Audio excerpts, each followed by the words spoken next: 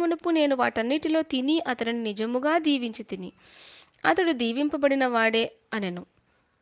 ఏశావు తన తండ్రి మాటలు వినినప్పుడు దుఃఖాక్రాంతుడై పెద్ద కేక వేసి, ఓ నా తండ్రి, నన్నును దీవించుమని తన తండ్రితో చెప్పెను. అతడు, నీ సహోదరుడు కపటోపాయముతో వచ్చి నీకు రావలసిన దీవెన తీసుకొని పోయెను. ఏశావు యాకోబు అను పేరు అతనికి సరిగానే చెల్లినది.